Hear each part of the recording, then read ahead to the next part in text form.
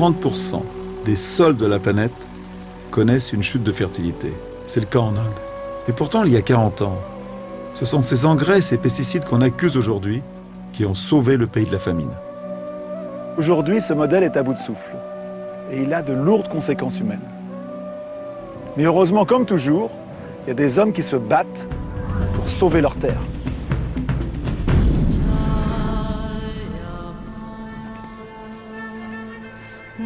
Oumendra Dutt n'aime pas venir ici. Il y a peu, cet endroit était encore vert.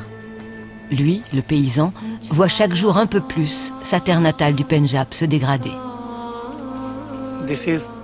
Voilà un sol qui est mort. C'est une terre attaquée par le sel. Maintenant, tous ces champs sont devenus infertiles. Ici, avant, il y avait des fermes. Désormais, elles ont disparu. L'agriculture ici, c'est fini.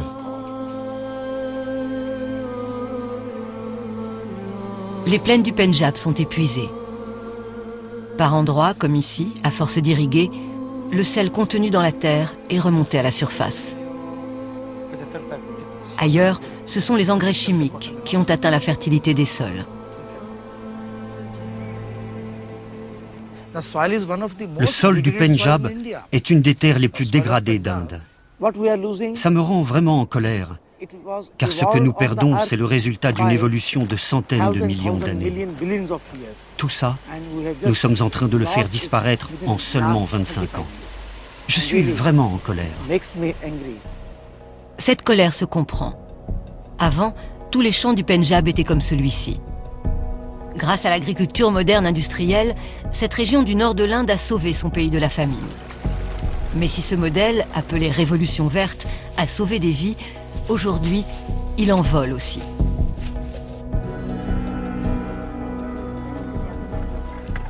Dans les villages du Pendjab, il y a l'histoire de ces fermiers, acculés au désespoir.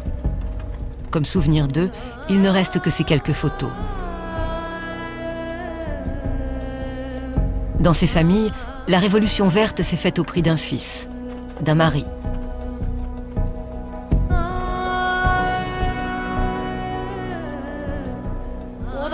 Mon mari espérait tirer un peu d'argent de la vente de ses récoltes, mais il avait tellement emprunté auprès du marchand de produits chimiques que celui-ci a récupéré toute la somme qu'il avait gagnée. Il l'a battu, il l'a chassé du magasin. Et mon mari avait tellement honte qu'il est parti dans ses champs et a bu du pesticide.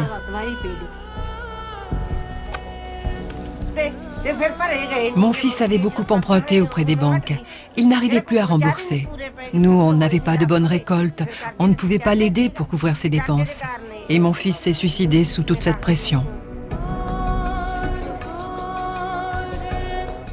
Pour Oumendra, le coupable de ce drame humain est tout désigné. C'est le piège de la Révolution verte. Le tracteur, les pesticides, les engrais chimiques. C'est un cercle vicieux et c'est sans fin. Les paysans ne savent plus comment se sortir de tout ça. Et le résultat, on peut le voir. Car partout en Inde, la déferlante du tout chimique est passée. Les herbicides, les pesticides, les fertilisants, autant de produits miracles dont les agriculteurs sont devenus dépendants. Derrière ces petites enseignes insignifiantes, de grandes multinationales qui ont fait de l'Inde un marché de prédilection. Elles mettent les petits paysans à genoux. Ces fermiers s'endettent jusqu'à ne plus pouvoir rembourser. La suite, on la connaît.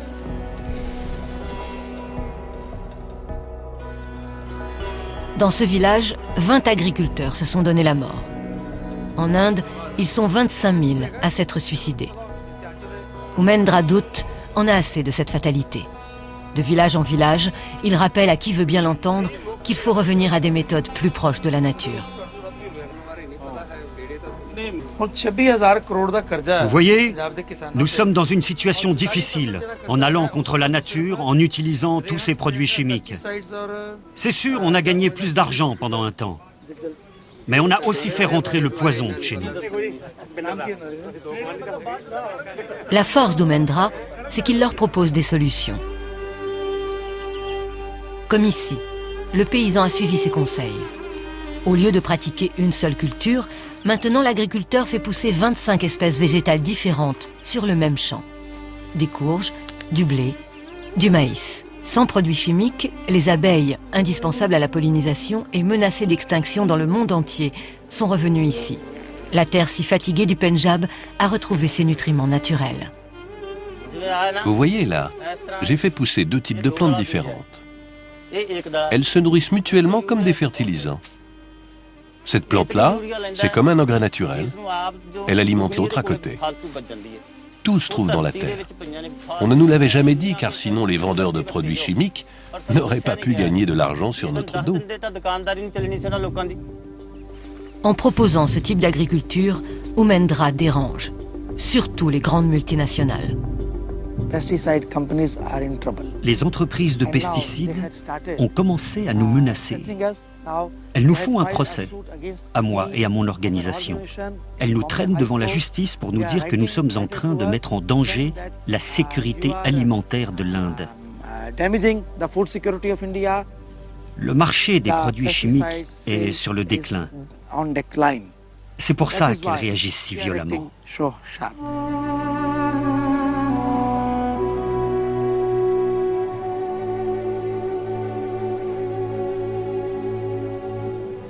Umendra Doud gagnera peut-être son combat contre les pesticides. Mais pourra-t-il vaincre le manque d'eau? Un comble dans cette région largement arrosée par les pluies de la mousson. Comme partout dans le monde, ici on épuise l'immense nappe phréatique pour la culture intensive du blé et du riz. 800 000 puits comme celui-ci sont recensés dans la région et 21 millions dans toute l'Inde. Les foreurs utilisent des techniques issues de l'industrie pétrolière. Avant, on forait à 50 mètres de profondeur pour trouver de l'eau. Puis il a fallu aller à 200 mètres. Mais l'eau n'était pas de bonne qualité. Et cette fois, on a creusé jusqu'à 350 mètres. Et ce n'est toujours pas bon. Tous ces travaux nous coûtent très cher. Le village a dû payer 8 000 € pour la foreuse. Jusqu'à ce jour, les récoltes de blé et de riz sont encore en progression sur l'ensemble du pays. Mais les progrès techniques ne pourront rien si les ressources souterraines se tarissent.